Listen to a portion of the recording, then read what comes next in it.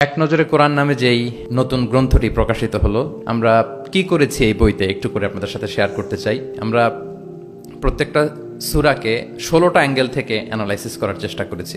শুরুতে আমরা সূরার সংক্ষিপ্ত পরিচিতি নিয়ে এসেছি। আমরা প্রত্যেকটা সূরার শানে নুজুল উল্লেখ করেছি সহিহ হাদিস থেকে, তাফসির গ্রন্থগুলো থেকে রেফারেন্স দিয়ে, এবং প্রতিটা সূরার যে ভার্চু আছে, ফজিলাত, সেটা আমরা উল্লেখ করেছি সুন্নাহর ভিত্তিতে। সূরার শুরু শেষের সম্পর্কটা কি সেটা আমরা একটা সাব পয়েন্টে এনেছি। পাশাপাশি এই সূরার সাথে এই সূরার আগের সংযোগটা কোথায়, এবং এই সূরার সাথে ডিরেক্টলি এই সূরার পরে যে সূরাটা আসতেছে সেটার সংযোগটা কোথায়, সেটা আমরা এখানে নিয়ে এসেছি। পাশাপাশি সূরার মূল শিক্ষাগুলোকে আমরা কয়েকটা সেগমেন্টে ভাগ করেছি, বেসিক্যালি 3টা সেগমেন্টে। তারপরে গতিপথ দিয়ে আমরা বুঝিয়েছি যে কখন কোথায় আলোচনার মোড় নিয়েছে, একটার পর একটা কিভাবে আসলো, এই সিকোয়েন্সটা আমরা গতিপথে উল্লেখ করেছি। এরপর আমরা ওভারভিউ রেখেছি একটা পয়েন্টে।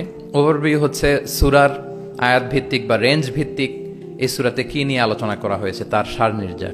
এরপর মেজর থিম উল্লেখ করেছি। বিভিন্ন বিষয় নিয়ে প্রতিটি সূরাতে আলোচনা হলেও কিছু ফোকাসড পয়েন্ট থাকে একটা সূরার, সেগুলোকে আমরা মেজর থিমে এনেছি।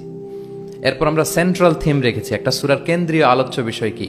তারপর আমরা রিফ্লেকশন নামে, যেটাকে আমরা তাদাব্বুর বলি, তাদাব্বুরে কোরআন নামে একটা পয়েন্ট রেখেছি। ম্যাক্সিমাম 1টা থেকে 2টা তাদাব্বুর শেয়ার করেছি।